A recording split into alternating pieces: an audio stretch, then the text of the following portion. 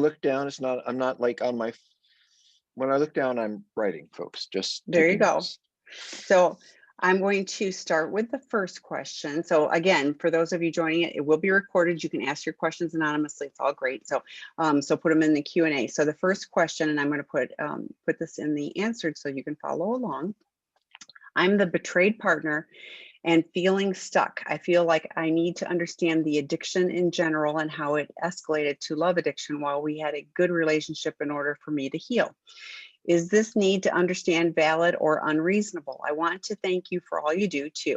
It has helped me progress over the past year. So that tells me that they've been doing this for about a year, and I'm saying she for a betrayed partner, it doesn't, but feeling stuck. Well, I'm not sure what the question is though, like escalated to love addiction. I'm not sure can you help me, Tam? It's a little hard to So figure out. what I'm reading is I want to understand why. It's like, Why? I want to know, because it is the need to understand valid or unreasonable. So is the searching for why it escalated relevant and useful? I mean, even if you have head knowledge of Well, why, okay, does it but change the things? thing I don't understand is escalated from what to what. It said And let me how get a it glass of water, but I am escalated listening to you. Go ahead. to understand the addiction in general and how it escalated to love addiction while we had a Okay. good relationship in order for me to heal. So, Well, I guess, going based on that, what it sounds like is someone went from having, basically sex addiction into more having an affair or something more personal with one person. And is the question how, I'm really not trying to get this wrong. Is the question, how did it escalate from his or her sex addiction to his or her love addiction? Or is it really about, as a spouse, what do I have a right to know? Because I don't think there's a valid answer to I can't really help her with the sex addiction to love addiction piece. So I'm going to ask you to ask one more time. I'm going to ask one more time. So what I'm clear, what I perceive to be clear is I feel stuck because I'm looking to find the answer of why this happened and how this happened. Sure. And okay. Is that going to help me if I just keep trying to dig and figure it all out? Is that going to get me unstuck? Well, these are great questions because the answers are different. Is it something that's okay to do? Sure. When trust has been broken and you don't have faith in your life or how it's going to go forward, I think you have the right to go through anything you want to do and learn everything you can. And the other side of it is, well, and I'll say that every partner who's here or I've ever worked with does all the research. You guys are librarians in, you probably know more about sex addiction, love addiction than I do by the time you're done. And right, you should, because, if your partner had cancer or if they had tuberculosis, you'd want to know all about that too. And you'd research it and you study it. So that's kind of how I look at it. But it's not going to make you feel better.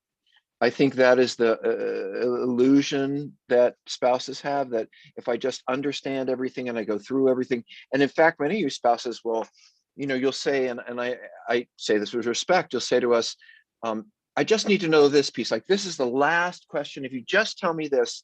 And of course, one question brings up 12 more questions. And the thing is, you're digging for something that you're never going to find. But you can't help yourself because you're trying to reassure yourself and you're trying to come to some kind of baseline of what has happened in my life and how do I understand it.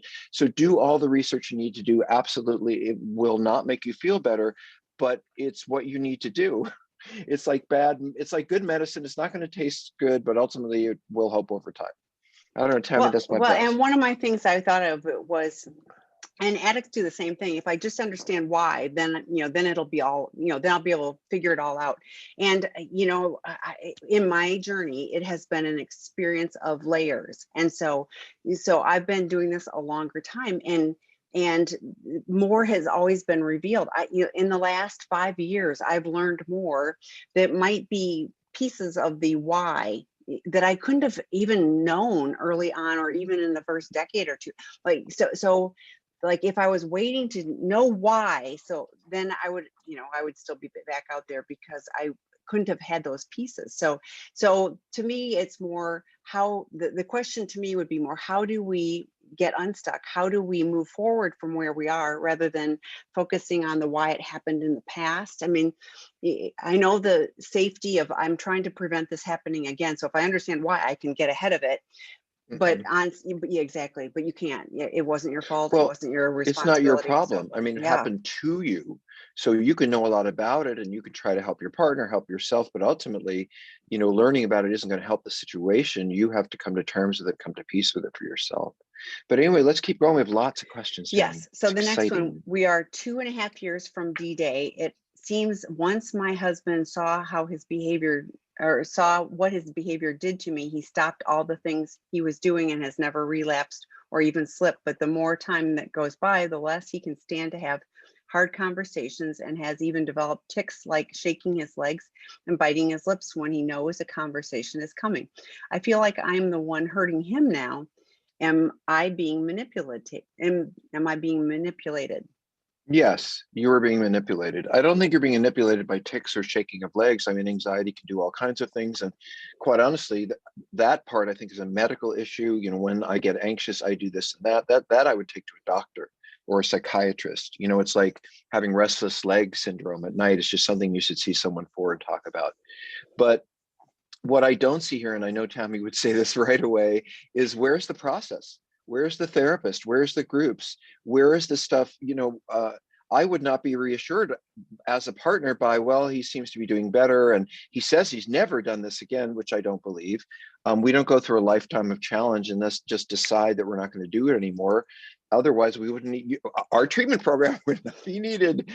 Some people need more help. So, Tammy, do you want to jump in? Because Yeah, I've been yeah. talking too much anyway. I talk to people all the time. Like this would be like the first magically stopped. Just honestly, and I use the word magically because like, oh, now I realize how much I hurt you. Going back to the question ahead, why was the acting out like he didn't have a clue he was hurting you when he was doing whatever he was doing? Yes, he did. So if he really thought about it. So I don't really believe that he's magically stopped. I think he may be more secretive or he switched. We have lots of guys that switch to a different form of acting out. Like money or gambling Or or cannabis, that's become like honestly like that one's become such a thing now because it's more legal, so people are using cannabis nonstop. Well, it's just switching to another form of numbing out, that. But what you're really saying here is when anything gets emotionally uncomfortable for him, there's discomfort, he's letting there's a physical manifestation, and it probably works. You probably kind of go, well, maybe I shouldn't even bring this she up. You're did. thinking She about it. said, Yeah. maybe I'm hurting him too much. So she's already taken that one on. Yeah. Yeah. So to me, this is very suspect that he's actually, really stopped. So, and I don't hear, like Dr. Rob said, there's no therapist, there's no 12 step. I mean, what is he doing to change the underlying issues, not just stop the behavior? So, I wanted to add a couple of things real mhm. quick.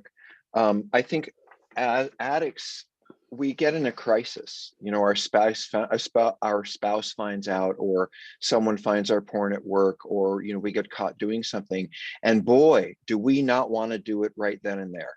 We are it's like that's the last thing I'm going to do. I get it. I'm not going to do it again. And when we are in a physical and emotional fear and crisis, we really don't want to do it again. It's like a little honeymoon or window, but crises pass. And that feeling of, oh my God, if I don't, get this under my belt, I'm going to lose everything, that passes, especially as things go along. And we just return to lying and doing it the way we did before once it starts up again. The whole gift, I think, of having that little time out, and guys, I'm speaking to you at Seeking Integrity right now, the treatment center. The whole reason I believe why we have that period between the crisis and wanting to return to acting out is that's when we have to do our work. That once we have the crisis, that's when you get treatment. That's when you go to therapy. That's when you start going to meetings. Take advantage of that time before it comes back, because it will come back. And to me, it sounds like this man said, oh, well, I'm in a crisis and I don't want to hurt you, so I'll never do this again. It doesn't work like that. It might for a little while, but it's not going to work like that for the long term. Crisis does not equal healing. Crisis is simply an opportunity to start moving. And I just wanted to add that piece. Thanks, Tammy. No, that's very helpful. So the next question is, I'm an alcoholic and have been sober in AA for 25 years. When I started acting out sexually, kind of what we were just talking about. I stopped working the program. I hear that too often. And being accountable to others. I started watching porn, reading reviews, which escalated quickly to getting hiring prostitutes, to hiring transgender prostitutes, etc. After 3.5 years, I turned one of the transgender prostitutes into an affair partner. My wife found out in December of 2020, and since then, I've been seeing a CSAT every week and attending AASA meetings daily. That's great, as well as listening to your podcast. I have remained sober in AA through the years of acting out, and I have not acted out since 2 days after D-Day. I'm a cisgender heterosexual male, married 12 years, together with my wife 16 years, and trying to understand why I would look to transgender females, why I would tell the AP affair partner the things I tell my wife, call her what I call my wife, and share my personal life with this person. I never stop loving my wife. There's a lot there. So, Right. I think we can divide this up a little bit. mhm. Number one, this person is having an affair. And when you're having an affair, you say things like, oh, I have no idea what's going on in my marriage. And my wife or girlfriend or husband is just driving me crazy. And everyone who's having an affair reveals things about their marriage to get the person to move toward them, to justify what they're doing. So that's very typical. And then there's the other piece about, why do I share my personal life with this person? I never stop loving my wife. I think there are people who, you can love more than one person at a time. And we love people in different ways. Your spouse may represent, and that's part of being an addict. We compartmentalize and split our lives into pieces. So your spouse and home and wife may be family and love and commitment and, kids, or whatever all of that is, and history. Your affair partner might be excitement and passion and intensity and brand new things to find out. And by the way, I will say this to every sex addict and love addict in the room. This is really one of the big problems with having affairs, is that you can have affair after affair. And I mean short term, where you actually have to know the person a little bit. You can have affair after affair and after affair and think you've got it together, but at some point you're going to meet someone you like. And then these kind of problems are going to evolve, which is, oh my goodness, I care about this person, I care about this person. And then it's no longer, I can do this whenever I want. Then you're really stuck. I think a lot of people don't think about this when they're readily able to have affair after affair after affair, and it doesn't seem to affect them. But I want to talk about the transgender piece. Please. So I wrote a really good article about this, and I think it's in Psychology Today. And Tammy, if you want to mention, my blog on Psychology Today is called "Sex and Love in the Digital Age," and there's an awful lot of good articles there that you guys don't see. But I have had 18 million people, that's million people, read my blogs over the years. So just to say that, people seem to be helped by it. In any case, the reason I brought this up is because there's this whole idea, I believe. There's a lot of people who hold the idea, which is incorrect, that if I look at a certain kind of porn, which I never thought I was into, never thought I would like, that I'm going to get more and more into it, and it's the porn that made me do it. By looking at the porn and watching transgender porn, and then I ended up being with transgender people, and I have no idea how that happened. So let me just say something about that. Porn does not turn us on unless it has some resonance inside of us. So I'm about eight on the homosexual scale. So I'm mostly interested in men. You can show me all the images of boobs you want, excuse my language, on porn, and I would look and look and look, and I would probably think, what would look nice in those boobs? Maybe a red halter. I'm not going to think about the boobs, no matter as a sexual object, because that doesn't resonate with me. No offense, ladies. On the other hand, it's not unusual to have feelings and ideas and beliefs about your sexuality that are unknown to you. They are unconscious. They're sitting back there. And should they get triggered, in other words, should you see something that arouses you that you didn't realize aroused you, it's not the porn that made you do it. It's that there was this dormant part of you sitting here, and the porn showed it to you. And all of a sudden, instead of saying, you said, and then you get deeper and deeper and deeper into it. And the escalation, by the way, that this person described, Tammy, from, the porn to looking at this kind of porn to, hiring people to the affair. I mean, there's clear, whole track, and that's very typical for the sex addicts. That's escalation, and it's in a great form. I mean, a great way to see it. However, your interest in transgender women, I assume, is your interest in transgender women, and it's not going away. You have discovered this part of yourself that was unknown to you. Now it's known to you. It isn't going away. Doesn't mean that you have to continue the affair. It doesn't mean that you have to be with transgender or transsexual people, but you can't make it go away. It is part of you. It has always been part of you. And I will say that, to say this is an awful part of myself, how could I look this, why would I be interested in this person because I love my wife, and is to really, just that part of it is to beat yourself up unnecessarily. I'm not saying that the affair is okay. It's not. I'm not saying all the porn is okay. It's not. I'm not saying the sex, none of that is okay. But your attraction, simply having that attraction is okay. It's part of you. The problem is how you act it out and how you choose to, you could ask your wife, do you mind if I look at this porn? I have an interest in it. You could ask your wife, some people do, is it okay if we work this into our relationships somehow so we're both engaged? But you and your wife have to decide what's best for you. I know men who decide that they really are gay and they've been hiding it for years and years from their spouse. That couple has to figure out what to do with it. And so you may choose to never act on these desires, but they're not going away. And you have to tell your wife and you guys have to talk about it. But the porn did not make you do it. You found something in the porn that is now not going to go away. Okay. But the only thing I want to, yeah, I mean, I hear this often with I've been in AA a long time, or whatever, it's usually AA. I've been in AA a long time, and then I started, and it reaffirms if you don't deal with the underlying issues, it's just a matter of time. If you're not doing what you need to do to take care of things on a daily basis, it's just a matter of time. So I'm glad you're here. I'm glad you're asking questions, and there is help. Qualified help.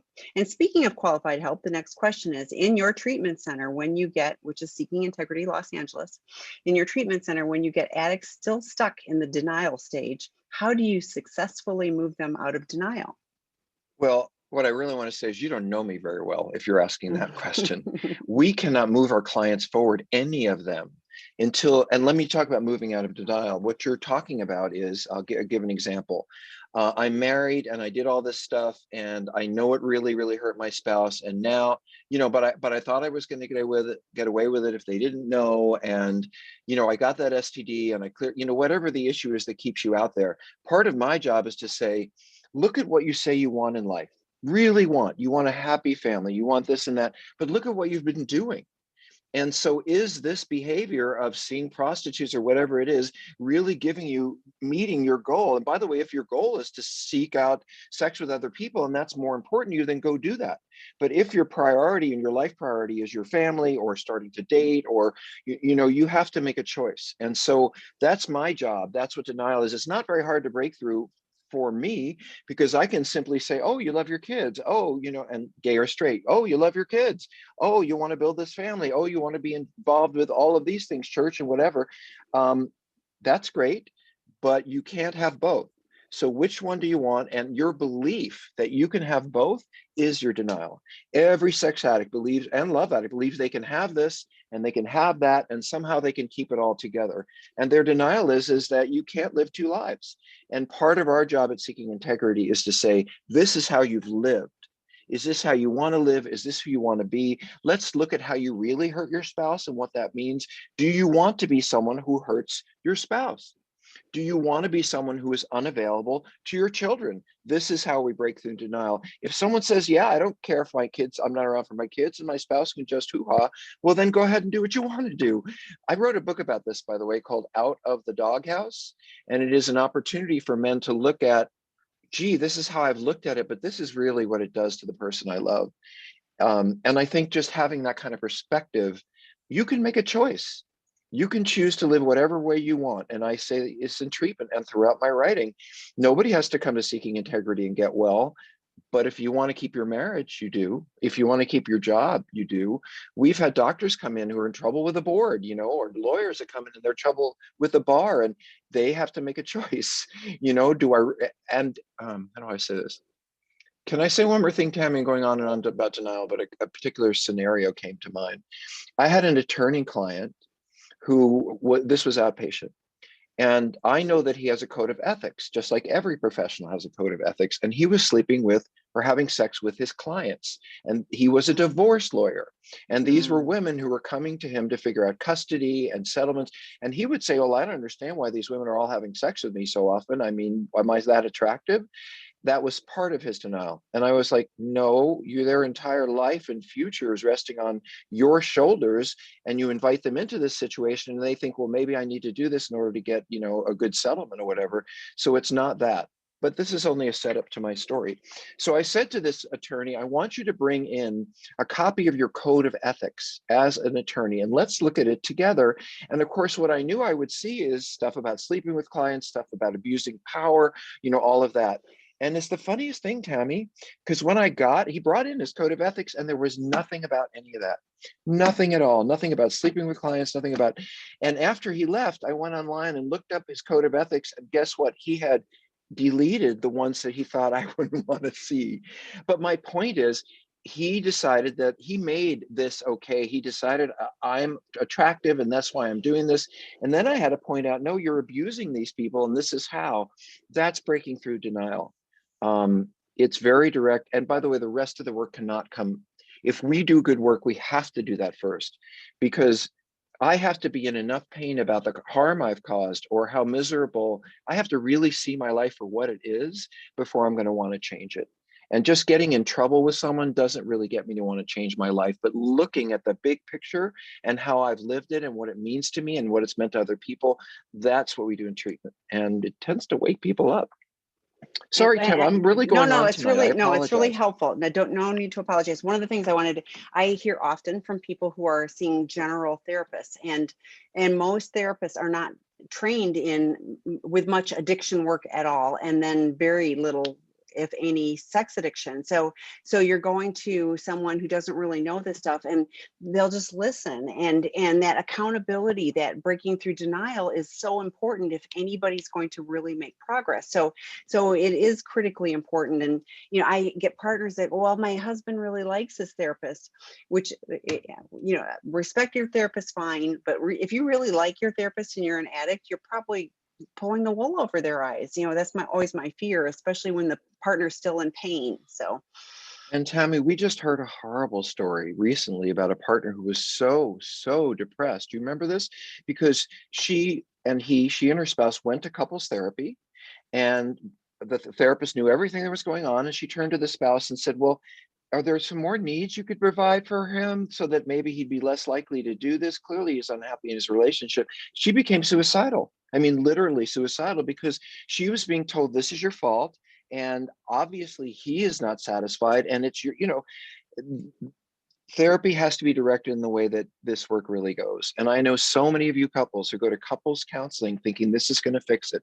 And the truth is, me as one part of the couple, I lie all the way through couples counseling. So it's never really been useful because the problems we have haven't been stated in the room. And that's why you need an addiction counselor. And that's why you need to break through denial. Thanks, okay, Tammy. so the next one is, what are your thoughts on naltrexone for sex addiction urges and cravings? Yeah, naltrexone is, I think, and I don't know if I have this right, but it's in the category of like it's seizure medication or something like that, as far as I know.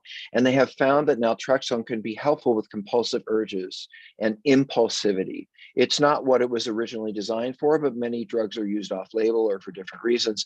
I have heard mixed results. For example, I have heard people who take antidepressants and, Paxil or Zoloft or whatever that is, and they have found that they slow down a little bit, that they can be a little more thoughtful. They have that impulse come up, but then they think, maybe that's not a good idea. Whereas before they just did it. I think it's kind of the same with naltrexone for some people. It doesn't mean that they're not impulsive or compulsive. It just gives them that moment to think, do I really want to do what I'm about to do? And that is precious time when you can sit back and say, is this a good idea or not? Because most addicts just do. So I would say if naltrexone helps, great. I'm for any well-prescribed appropriate medication that does not get you high and that leads you toward your goal. Why be depressed? Why be anxious? Why struggle with those issues when you really want to have a relationship? But if you think if you think that this is going to cure the problem, no, This is, sex and love addiction are deep, enduring cracks in our personality that require our awareness and then a long-term process to heal. So I can take medications that might reduce my degree of my desire to act out and might make it easier for me to stop, but I need therapy and program and treatment to learn a different way of living. The medication is just like a stopgap to help me get to the place where I can do something with those observations and not simply have them. That's a long way of saying it helps some people, but not everybody. Well, and what I heard, and I say this often too, is with the right practitioner, like going to your general doctor and getting meds, you really want somebody who understands them and what you're going through. So be careful. Okay, next question. I'm a recovering porn addict using for 2 decades, came clean to my wife and have been sober 2 months. However, I still fight the urge to isolate and get away from my wife and kids on weekends when in my heart, I really want to be with them. What can I do to address this feeling behavior? It's interesting. I did a podcast with a man named Dr. Stan Tatkin, and he is really one of the foremost experts on intimacy and attachment, kind of the issues that underlie the stuff that we struggle with. And one of the things he said about people who have trauma, and I've never forgotten this, and I also sadly relate to it, is he said sometimes in our relationships, we don't really want to engage the people that we're with. We just want to make sure they're around. I don't necessarily want to go have dinner with my spouse and spend time with my spouse, but as long as they're up there and I'm not alone, that's all I need. And I understand what happened in my childhood that would make me thinking, as long as they're there, I don't necessarily need to interact with them. Unfortunately, if you want a healthy adult relationship, it requires us to challenge ourselves, to push ourselves to interact, even though we may not feel like it, even though we may not know what we're going to get out of it, or especially if we just don't want to. So I think I answered that question correctly. So let's see, Tammy. Yeah, I don't, what the heart wants is not where the body necessarily follows. And in this case, Tammy and I use the phrase a lot, facts are not feelings, or feelings are not facts. You may long to be with them, you may miss them. It doesn't matter. I don't know how to say this in the most direct way. I guess I'll say it to the addicts. What you feel about stopping, what you feel about wanting to be, none of that matters. At this point, what matters is what you do. Do you stay home? Do you call your sponsor or your therapist and say, I feel like I don't want to be with my family, but I'm going to really invest in our time together? Can you say to your spouse, which I think is really important, I feel like isolating this weekend, but I'm really glad you're going to be here and I'm not going to get to. It's not about whether it's okay or not, or good or bad. What are you doing to consolidate your life? You may always say to yourself, gosh, I wish I was more alone, or I wish I could do all the free stuff, whatever. But if you want this family, if you want this to work, if you want to feel your love for your spouse, you say, yes, I'd like to do that, but I'm not going to. Yeah, yes, it's the doing. And I, somebody a long time ago, I don't even remember what the situation was, but they were like, get over yourself. And I was like, oh, that was so helpful, because it's like, it isn't about me. It's what does your wife and kids want? And, like, kind of get over yourself and go, I'm going to go do what they want me to do. And I really actually want to do this, and then be intentional while you're with them of enjoying it. And I think the more you start taking that in, because if you've isolated for 2 decades, you're going to be a little uncomfortable doing what your heart really wants to do. So, but it's only 2 months, but good job, and keep doing. It gets easier. And then pretty soon being with your wife and kids is going to be the natural, normal thing. And it isn't going to always be, I want to go isolate. So, And okay. once you learn boundaries, that you can be in your relationship and say, I'm going to take a couple of hours to do this. Or, sometimes in my relationship, we find ourselves following each other around. And I have to say, hey, I need a few hours. I'm going to go do this and I'll be back. And I realize I'm not responsible for any feelings that my spouse has about that. We've discussed it. I need to take time for me. Hey, Tammy, can I respond to one thing in the chat if you don't mind? Sure. Thank you for liking my shirt. Oh. I thought it was a little bold and loud, but I'm realizing that this kind of prints and flowers are really in now. And I had to buy some new clothes. So thank you. They're hard to find. During post-COVID, clothes are hard to find. So thank you for that. Okay, the next one's long. I'm going to try to skim through it. 60 54-year-old wife, married to a 57-year-old porn addict, 11 years, currently seeing a CSAT for 2 months. D-Day was 7 months ago. I confronted him 3 times since 2013 upon discovering his porn, and happy he is finally taking me seriously, although it has devastated our marriage. He also is collecting women's photos and has found 20,000 women's sexy photos, many adult, on Mhm. his Pinterest account, etc. So porn is bad enough, but why the photos too? He claims he meant to delete his Pinterest and is blaming me for searching, and was very angry at denying everything. He also is a chronic liar. All addicts are. And I can't believe anything he says, so I feel I must play detective. Yes, I wanted the truth, but boy, does it hurt. He swears he has not looked or used Pinterest in months, yet it read last activity 3 days ago. Since he had this Pinterest for years and I discovered this, he can't even understand why I get upset today when discovering it. I'm so devastated all over and tired of the gaslighting and mental abuse. I know porn is an addiction, but what about the constant searching and collecting of these thousands of photos? Does he have a porn addiction and an obsession with women's thinner, younger bodies? So that's a lot, but I think it's important Of because course, it's it's easy important. for addicts to go, well, I stopped the porn, so, like, kind of, this doesn't really matter. It's just photos. But we've had people that look, read erotica and all of those. It's still a Oh, betrayal to the relationship. we have a ton of people in treatment who are there for porn, and they've never touched anybody, but the degree of porn like this one, the amount that's taken away from their relationships, it's not like someone looked at porn once or twice a week. I mean, this is an obsession. So Tammy, can I use my 5 words that people don't necessarily like, but I think are the right thing to say in this situation? You may, yes. This guy is an asshole.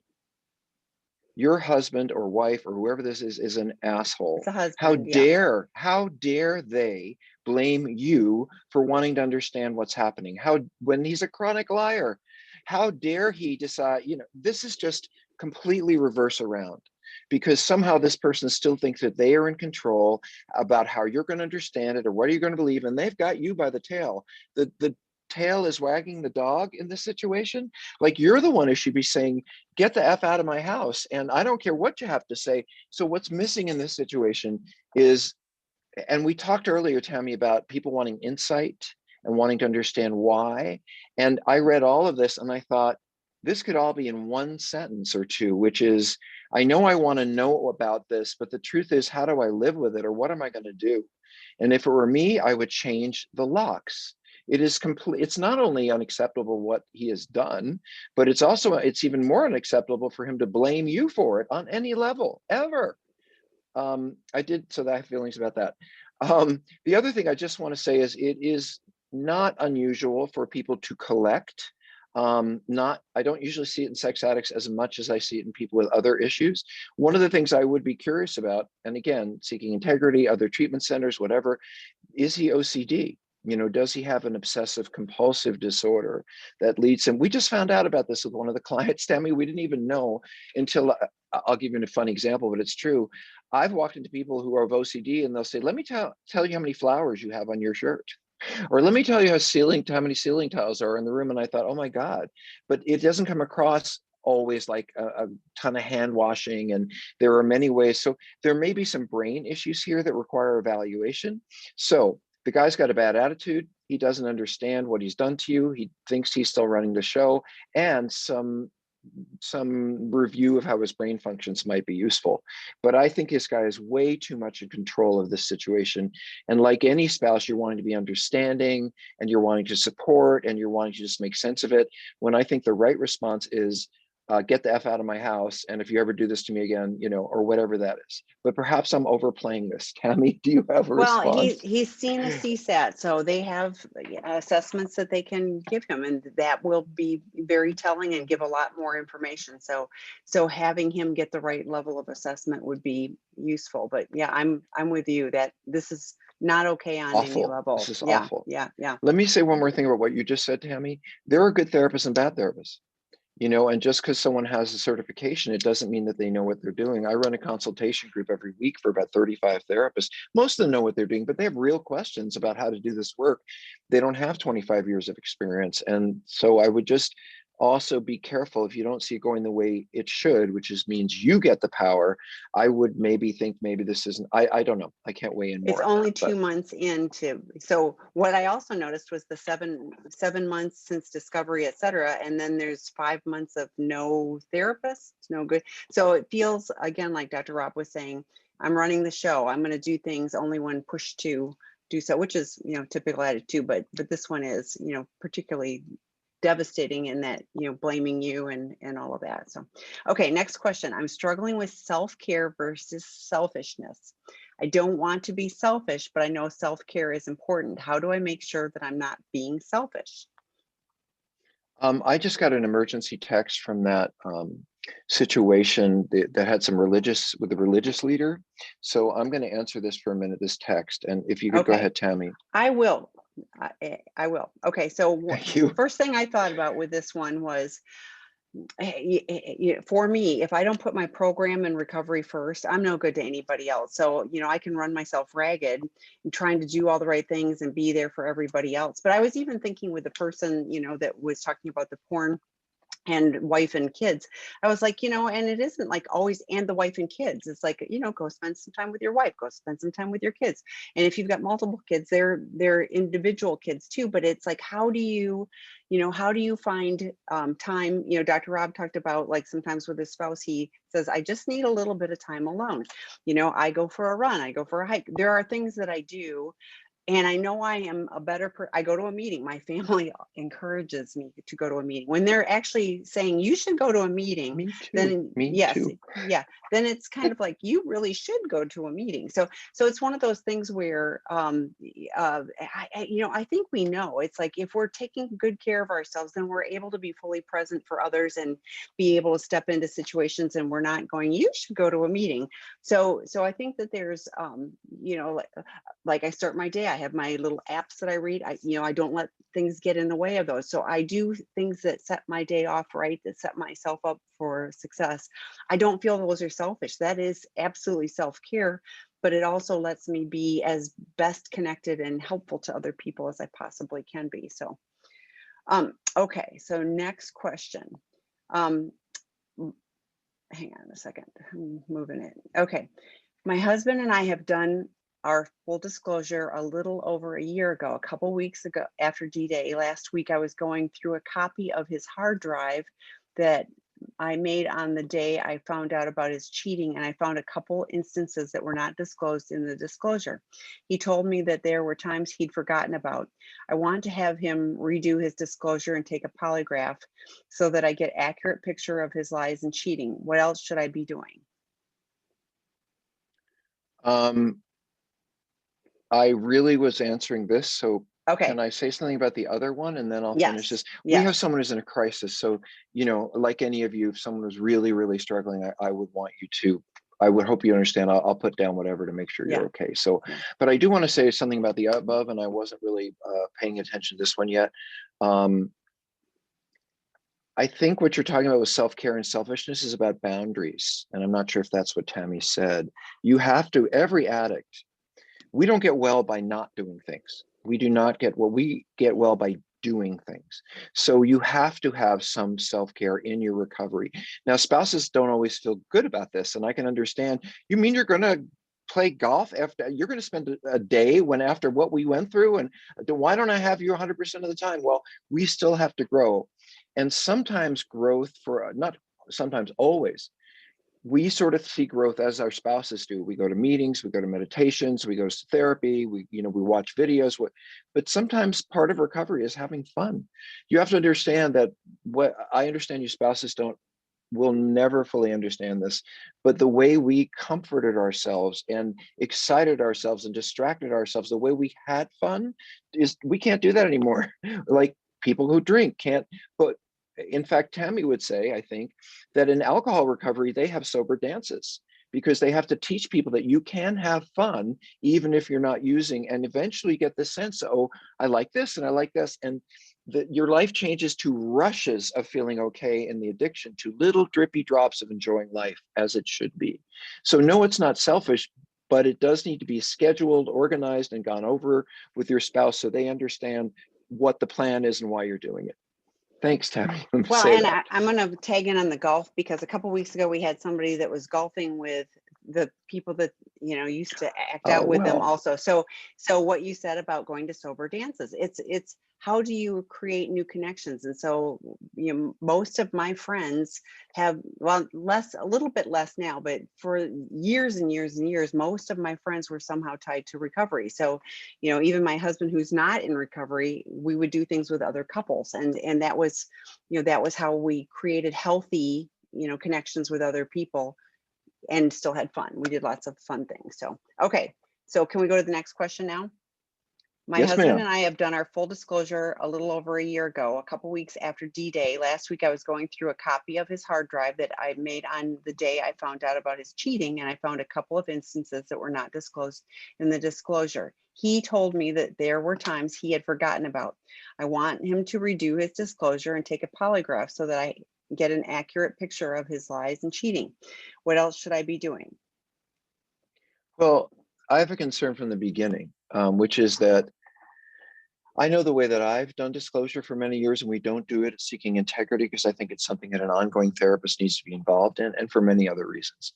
But when I did work in outpatient therapy, I think there are two problems here. One is, like I would say to a spouse or an addict, or preferably both of them together, in about 4 to 6 weeks, we're going to sit down and do disclosure.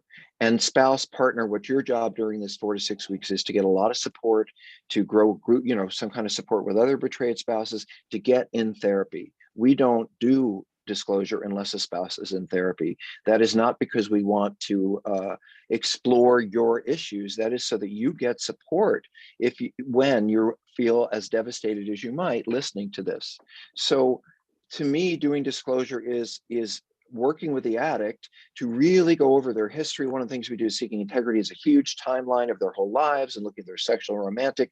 So I think that this is true. There are things that I did when acting out that I don't remember. I did a lot of things that I don't remember, but it takes time with the therapist or the group to really take a good inventory of that. And the reason I say this, and by the way, you spouses, I get it. You want disclosure on day 2, but you're not ready for it because you don't have the support, and we are not ready to give it to you because we don't always remember everything. And so this idea that a couple of weeks after the spouse found out, and that's what they wrote, a couple of weeks, they did full disclosure, I wouldn't say that was particularly well done. And so, one of the things I would consider is, rather than polygraphs, I'm not a huge fan at the beginning, maybe, if anyway, another issue. I think before you get to polygraphs, I don't know whether you saw the right therapist or what the circumstances were, but I think you should give your spouse another chance to dive in and spend a good period of time working on the understanding of what he or she did, inventorying it, and then I think you'll get a much better idea of what's happened. Now, this person has hidden something, right? Is that what I found out? Well, That I I don't was think going it through his was. hard drive. Go ahead, Tam. Oh, wait. I found out about a couple of incidents that were not in disclosure. That's what you're going to comment on, right? It's a Yes, couple. It's because, not like a well, whole. and I was going to, oh my gosh, this was one of those nightmare disclosures where it's 50 pages of line item of everything. Right.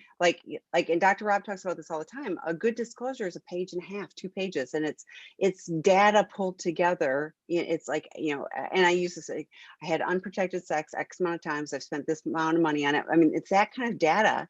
It isn't like, it isn't these little incidences where, and oh my gosh, Right. if I had, even early on, had to remember every little thing I did during, I couldn't have done it.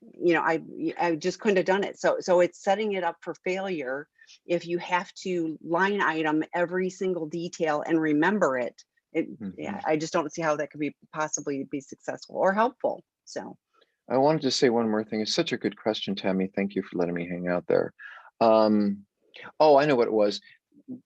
I was saying that, not enough time to disclosure is not a good recipe, but too much time to a disclosure is also not a good recipe. Tammy and I've heard stories, well, I waited 9 months and then a year before we did disclosure. No, you should get it within a month or two. I also hear my disclosure was 15 pages, or my questions about the disclosure were 15 pages. Again, what Tammy said, I'll repeat. If I had a porn problem, I would probably disclose I was looking at porn this many hours a day, this many times a week while you were sleeping after. And this is basically the kind of porn that I looked at. That's it. Move on to next issue. Now, you may have questions about, well, was it this night? Was it that night where the kids are, you get to ask all of that. Of course you do.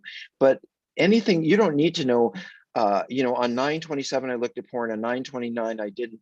And we may not remember, we won't, every little image or everything we looked at. So had you said, I found a hard drive that I didn't know existed, and I didn't know any of these things are on there, I would be really concerned for you. But for you to say, well, there were a couple of pieces of this and that I didn't know about, I would say, considering the amount of time it took you from getting, from D-Day to disclosure, that doesn't seem surprising to me at all. Well, and really, what has happened in the year since all of that? Like, if you're seeing him making good progress, then focusing, like we talked about earlier, focusing on the past, and like, it was bad. He did stuff that was a betrayal and all of that. So having every little detail, even if he discloses that, who knows what else he might have forgotten and eventually remember. But what has he been doing in the year since? Are you moving forward? Has he been making progress so that you feel like you can rebuild trust? That to me would be, more important in the long run and helpful in moving forward. So, okay. Next question. My husband is in good recovery after a number of physical affairs and also a number of long-term emotional affairs. He's changed and he wants to get closer to me physically. But I don't know if I'll ever be ready. When he does get close, I have flashes of him with other women and just feel repulsed. What would you suggest? You I don't was give a writing, time frame, so I'm not 100% sure on the how long it's been, but they're seeing good progress. So thoughts? um,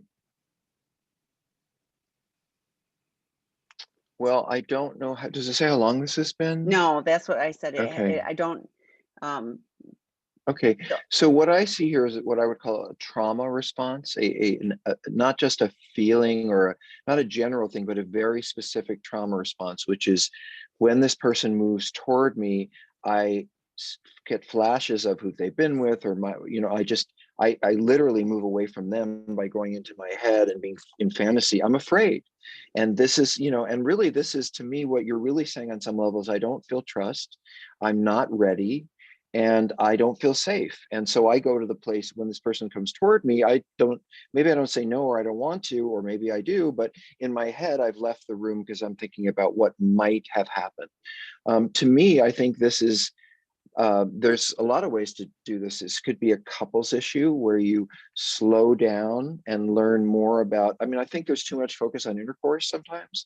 It's like, could you be holding hands? Could you be giving massages? Could you be finding other ways to be intimate where you might begin to feel safer before, doing the act, so to speak? I think it's incredibly intimate to wash someone's hair. There are a lot of ways to be intimate. So physically. So I would wonder what sex actually means. But I think this is a process. So you could do this process in therapy together as a couple. Tammy has often talked about something called sensate focus, which is something you can actually look up and do, which is how couples who have issues with sex begin to move toward each other again. And the last thing is you may need your own care, like trauma work, or, I would join some of the women's groups. I would see where they're going. I do not think you're alone. And also, we don't know how long. Like if this happened to you 6 weeks ago, or even 6 months, I would expect this a year and a half. It seems like you might be running into repetitive trauma. So yeah, I think that's what I have for me at this end. Okay. The next question is, if my spouse goes into marriage counseling knowing he is going to lie about the two major issues that brought us to counseling, is he committed to saving our marriage? Sorry, Tammy. Give me a second. Again, I'm dealing with this issue. Yes. Why don't you start and I'll be there in a second. Okay. So what I'm thinking, and I'm reading into this, but what I'm thinking is, if the lies are about his acting out sexually, I actually, let me back up. I often, talk to couples and they say, we've been going to a marriage counselor for whatever time. And I was like, if he hasn't stopped the acting out, if he hasn't, and this is he and she, but we know it goes beyond that, but if he hasn't stopped the acting out, and is continuing that behavior, then he's lying. I mean, somebody used the analogy, and I love this one. It's like trying to row a boat with one oar, because one of you is paddling away. You're just going to go around in circles, because this other person isn't really showing up with their paddle to, help out. So, um, to me, what I really read is I'm more hanging on to my acting out, because I'm assuming that's what the secrets are. I'm more committed to my addiction and my acting out, and I'm trying to preserve that. It's like Dr. Rob was talking about earlier. If you've got two lives and you're trying to preserve one of them, you're trying to preserve both of them. It doesn't work. So he could be really committed to saving the marriage, but thinking he could do that while still continuing to act out and lie. But that's an addict lies. So thoughts? Um, so this is something we sort of answered before. There is no point in going to marriage counseling if someone's going to lie. Nothing will be achieved. Nothing. And I mean nothing. Because what's happening in the room, it's like the elephant in the middle of the room, why are you distant? Pardon me, why are you less available? Why aren't we connecting? Why aren't you more attentive? Why can't I get an answer when I talk to you? I mean, everything that would come, why are we arguing all the time? I mean, so much of what comes up in couples counseling is not going to work when someone's lying and keeping secrets. Almost every addict that I've worked with, this is expanding. Many of the people that I've worked with have had a spouse say, oh, I found out about your affair, your porn, whatever. Let's get ourselves into couples counseling, because it seems like that is the place you would automatically go. But it isn't, unless that person really has training. You're struggling with intimacy or sex or your mother-in-law, great, go to couples counseling, go to therapy. You're struggling with your kids and fighting over how to raise them, great, go to couples counseling. But if there's you don't go to a general doctor. If you have cancer, you go to a specialist. So part of it would be, who are you seeing? And how do they help you work through the lies and the secrets and all the things that have happened?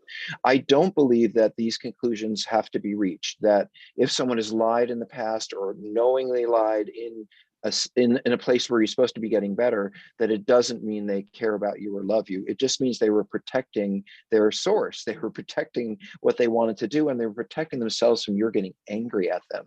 Sometimes our lying a lot is actually a good sign for the relationship, because we really don't want you to find out, not only because we want to keep doing it, but because we really don't want you to get overwhelmed and destroy your life. So I wouldn't put these things together quite yet. Next question. Thank you so much for all your insight and help for me as a betrayed partner. It is my understanding that I need to detach from my sex addict partner of 39 years. Discovery 11 weeks ago. My thoughts, plans, daily activity, all these years revolved around us.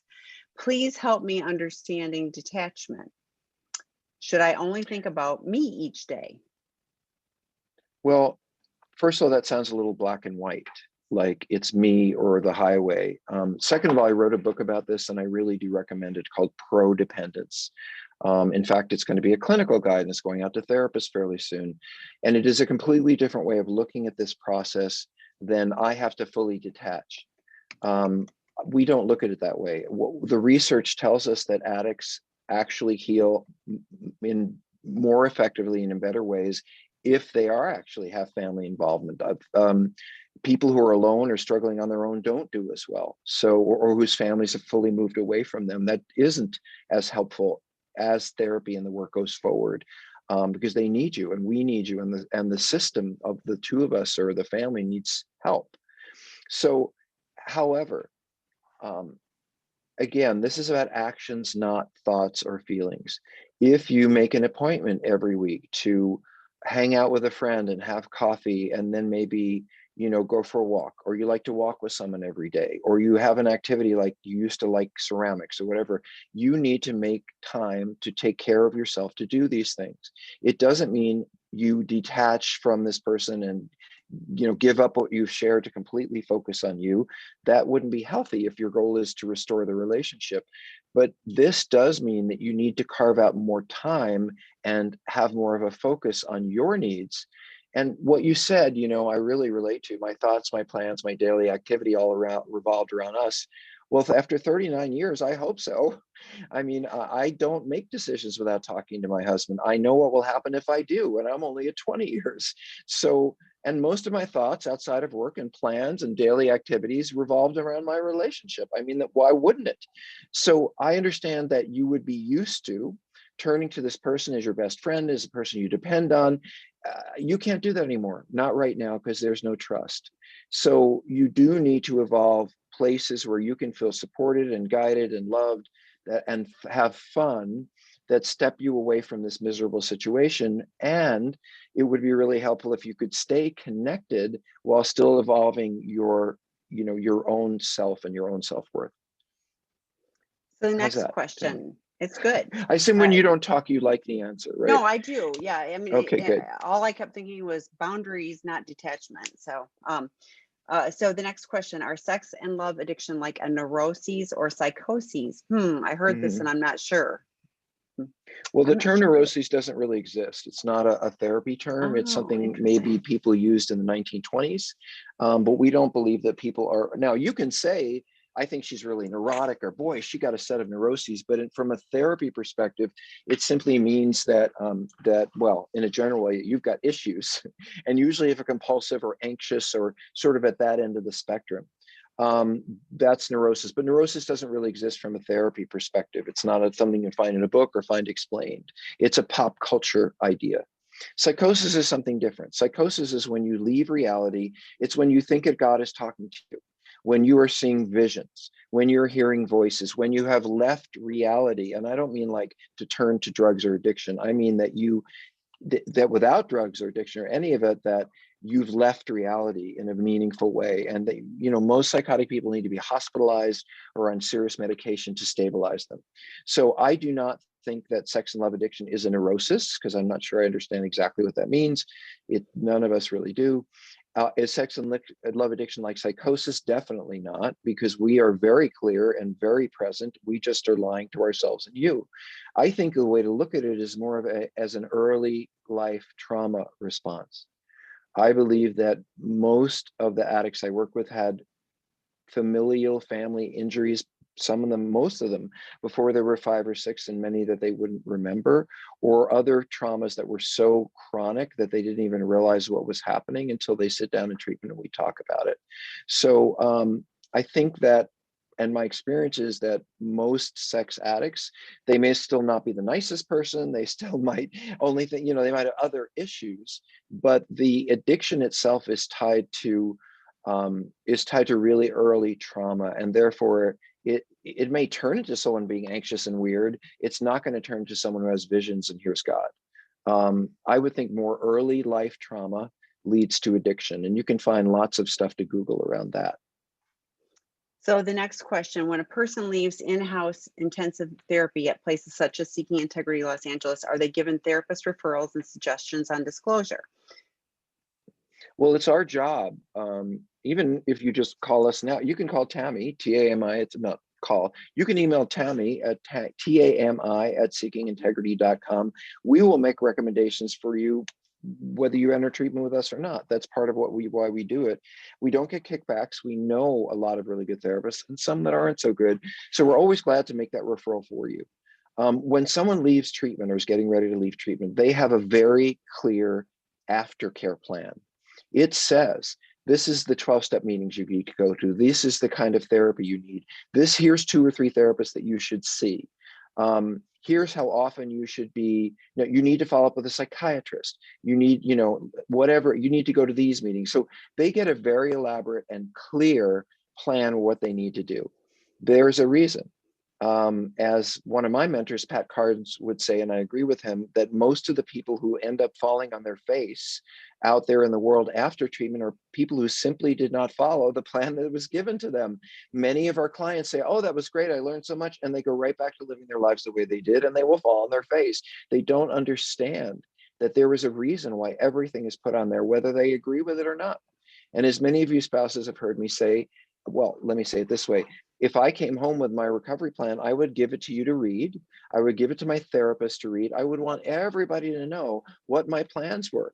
And then, as I said before, I would probably put it on the refrigerator so that not for the kids to see, but in some way that my spouse is reassured that when they find me in the living room on the computer, I'm actually at a meeting and not just trying to chat someone up. So yes, I think one of the keys to any really good treatment plan, treatment program, is a very clear and well articulated plan that is then conveyed to the spouse, to the therapist, and everybody agrees this is what this person needs to do. It's never sprung on them. It's not a surprise. In fact, I will say to you that as therapists, part of our training is from the moment someone arrives, we have to be already thinking about their discharge. The moment they get there, we have to think about what's going to be best for them when they leave. So that is woven into all good treatment. And then people leave with a summation of all of that. By the way, I know Tammy, and she wants to get through, even though we Well, have I want to answered, I just want to tag say on the 15 questions. disclosure. Go ahead. I know, but I You go want to tag ahead. on the disclosure piece Go ahead. Go ahead. because disclosure is a very separate thing, and I think the clients that leave our treatment program, can't speak for other treatment programs, but they have a lot of information, their timeline, all of that will be compiled. But we do refer them to qualified therapists because we don't do disclosure as part of our treatment process. But our clients are going to be in a much better place to have a plan to do that for. And not every spouse wants it. I mean, just be really clear. I mean, it doesn't have to, be part of it. Some of them don't. So if there's a divorce pending, you don't. I mean, there's lots of reasons not to. So they're very different things, and I don't want there to be confusion, because an aftercare plan is very different than disclosure. So I wanted to add one thing to that, Tammy, since you brought up why we don't do disclosure in treatment. And I hope you can understand this. We don't do couples counseling. So even if you live in LA, we don't invite spouses to come in. We are seeing and talking to you regularly, but we're not doing it live. I don't necessarily know how much support a spouse has or where they are mentally or emotionally. And back years and years ago, when we used to do this, and we did maybe, gosh, I can think maybe 20 years ago, we used to do disclosure and treatment. But what would happen is a spouse would be on the phone in Michigan, and we would be in California doing disclosure with them. And then they would say, well, thanks very much for the information. I'm going to go kill myself. And what am I supposed to do in California to protect and take care of, which is my job, that spouse, if they're not even there? So what we do, as Tammy said, is with the amount of work we do on pushing through denial and helping every client see as much as they can about their behavior, they're going to be ready to do disclosure when they come home. They may not have that list laid out as you might be ready for it on 2 pages, but they know pretty much everything that's happened and everything you need to know.